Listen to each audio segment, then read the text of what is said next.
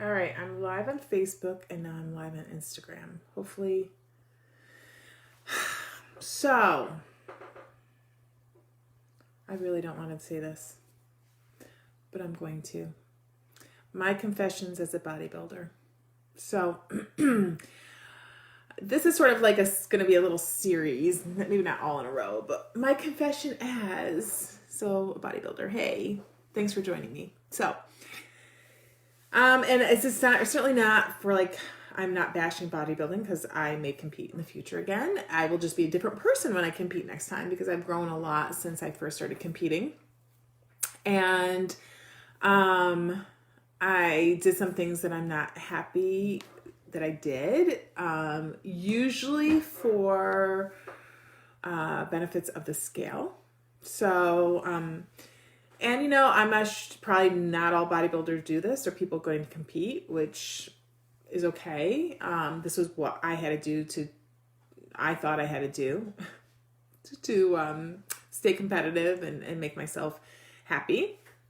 I loved competing. I got all my trophies. You can see them from both of them. Again, I'm on Instagram and Facebook.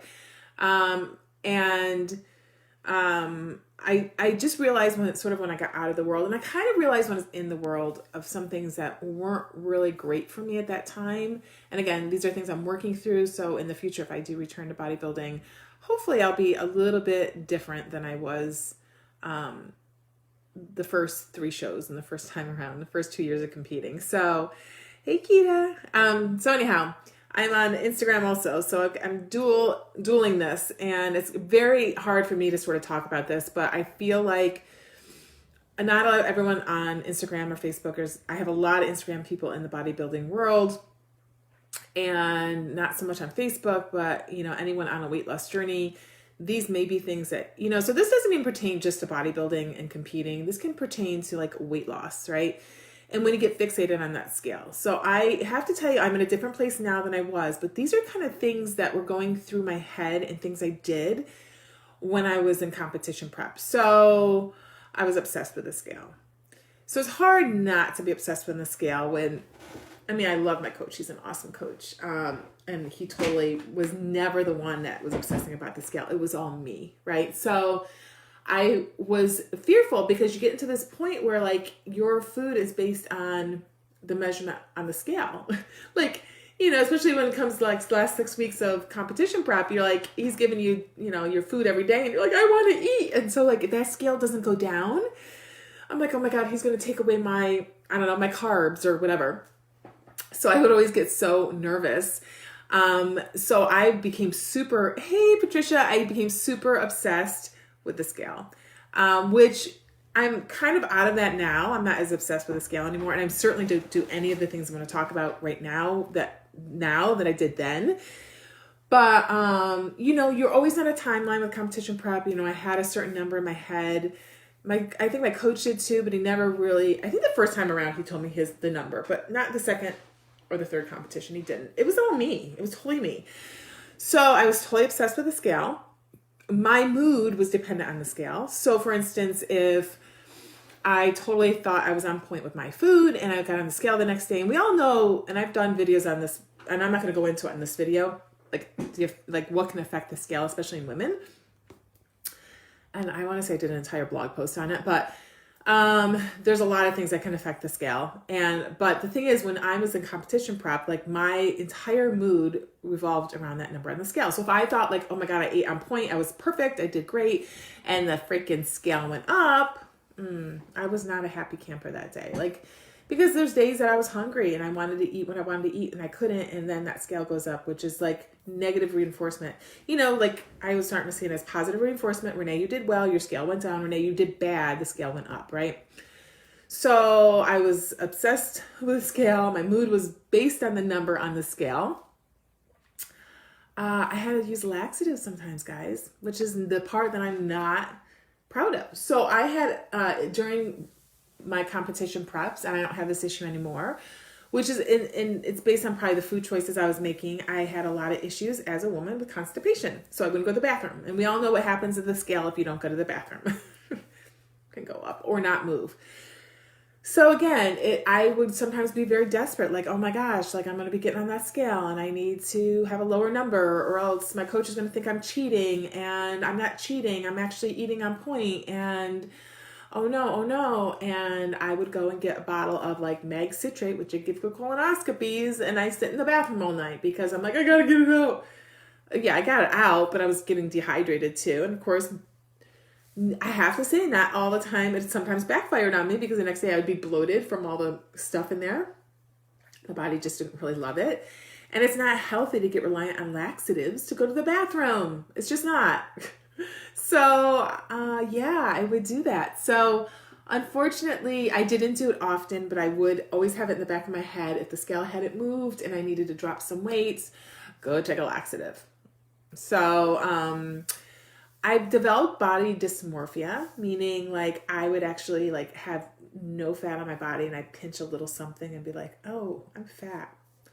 Whereas, when you look at a picture of yourself, and I think a lot of bodybuilders go through this, you get this distortive image of how you look. Like you look amazing. Like I look back at pictures now, I'm like, oh my God, like a week or two out, how did I think I was fat? I'm not fat. But you get this distorted image of like how you look. So, I was just like, hello. I was very much, my body dysmorphia, I don't deal with it anymore as bad as I did. But, and I still think, when I have an extra 10 or 20 pounds on or whatever, that I look awful. And everyone's like, oh, you look great. So it's all based on how you see yourself. It's much healthier than it used to be, definitely. I was fixated on food, and I think this is another thing that bodybuilders, you become fixated on food, and like when you're going to eat your next meal, and when you're going to, what you're going to have, and you get no sooner get done with one meal, and you're fixated on like when can I eat again and what can I eat, and I became obsessed with my food. Meaning, like, my kids would try to have, like, Mom, can I try a little of that? And I'm like, no, it's my food. Don't even eat a crumble of my food. And it's actually a joke in the bodybuilding community, but it's like, I look back at it now, I'm like, oh my God, like, in once in a great while, I'll be eating my food and my kids will, like, want a piece. And I'm like, no, it sort of, like, comes back to me. I was like, whoa, wait, I'm not counting anything now. Like, yeah, go ahead, have a piece, have a bite, have half the plate. I don't care. I can get more. Because it's that... when you're in competition prep, it's that, or even any dieting mode, right? Like I feel like we all get into this. And again, I say competition prep, but this can go across the board with anyone who is severely restricting or on a diet. You kind of get into like, this is my like protective mode. Like this is my plate of food. Don't eat it. Don't touch it. I even became protective of my food in the fridge. Like I buy certain types of food that I could have. And my husband would have like a piece of something and I'd be like one short. And I'm like, where did you? And I get so mad at him. I'm like, you ate my whatever. And that's not normal. Like food, I can go buy, I'm fortunate enough I can go buy more food. But it became very obsessive, possessive, and dysfunctional on a lot of levels. And like, until I stepped out of there, I was like, whoa, like I was totally obsessing about so many things. So yeah, I think what I'm least proud of was the use or abuse of laxatives to get to a certain number on the scale.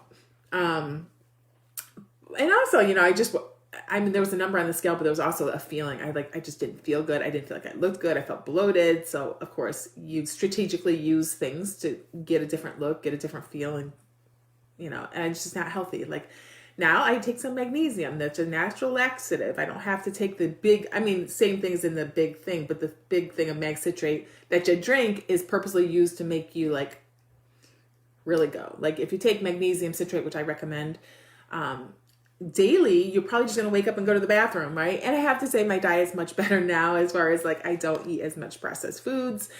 And, foods that were, I was also eating a lot of cauliflower rice, which I know now my body doesn't like. So there were a lot of things back then that I didn't know that I know now. But I feel like, I've had to do a lot of healing as far as my relationship with the scale, because I carried a lot of that like negative thoughts with the scale and association. So the point where after I dropped out of prep last January, after my practice closed, I actually didn't step on the scale for... Actually, probably not right after. I think I kept weighing myself for another month or two until I didn't like seeing the number go up. And then I stopped completely until like the fall when I was ready to like confront the fact that I needed to be healthier. I actually started a different nutrition program where I actually have a healthier relationship with the scale now than I used to. So yeah, like it's a lot. So, I mean, I feel like that, the whole body dysmorphia, I'm better. It's not 100%, but I'm getting there. And I feel like the obsession with food and my possession of food is much better than it used to be. So I share my food now. I'm not obsessed about my next meal and what I'm going to eat. And I do think again, I might do a competition again in the future. I'm just hoping that I'm going to be a lot healthier as far as my mindset and I don't know. I may go back to that obsessing and possessive of my food again. I don't know. I hope not. But, I don't have any future plans on competing as of right now. I mentioned it and my husband cringes. So it's not always the easiest to be in a household with somebody in competition prep. So I don't know. I have other goals right now on my list, but anyhow, I thought I'd share because I really never came out and talked about like what it was like to prep for a competition. People always ask me, I get a lot of people on Instagram, especially because I'm on Instagram right here, guys, about competition prep. And I always say the diet is the hardest part. And if it were easy, everyone would be doing it, right? So I continue to say that. Like if it were easy, everyone would be doing these bodybuilding competitions.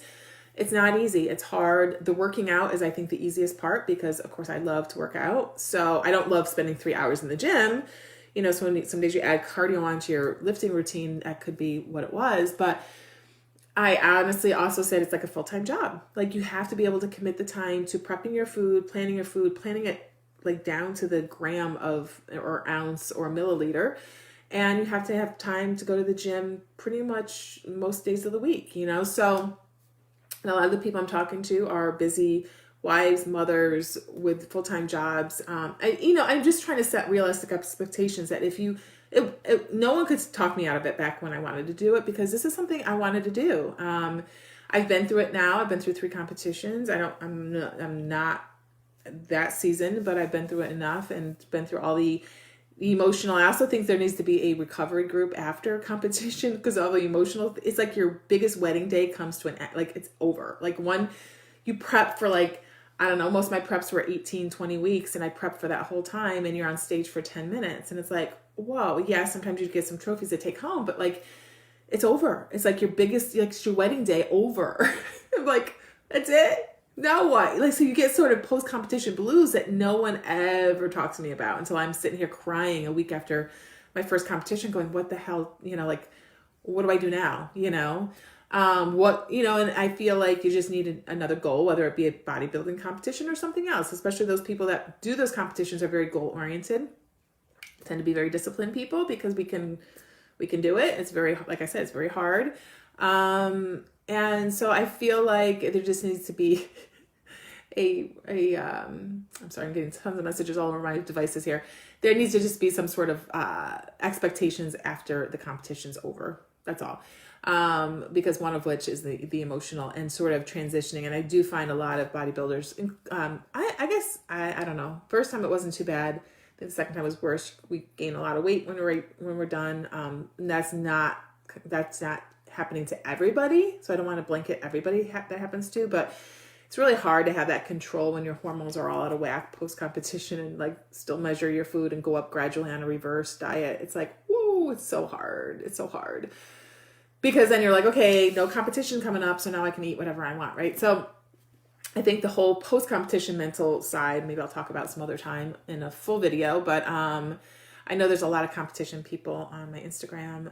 And this is just my personal experience, and I don't feel like everybody has the same personality characteristics as I, but I can be a little obsessive about things. So, perhaps I wasn't the best person to compete, but I think I'm actually much better than I used to be. So, and I learned a lot about myself doing it, and I don't regret doing it, and I may do it again, but I'm going to be a different person if and when I step on stage again. So, or at least I hope and pray. But anyhow, hope this helps any bodybuilders out there, anyone who is on a weight loss journey who struggled with the same things that I struggled with. I totally, like I said, I had to sort of step out of that zone for a while to realize that it was completely dysfunctional and that I had a lot of healing to get done. And I feel like I'm in a better place now. And so onwards and upwards, and hopefully this helps somebody. If you want to send me a DM if you're having a hard time, or a Facebook message, go for it. I can try to give you some tips as far as what helped me, but yeah, confessions of a bodybuilder. Those are mine. All right, guys. Hope this helps somebody today, and I hope you have an amazing Friday. I'm going to say goodbye to Facebook first. Bye, Facebook.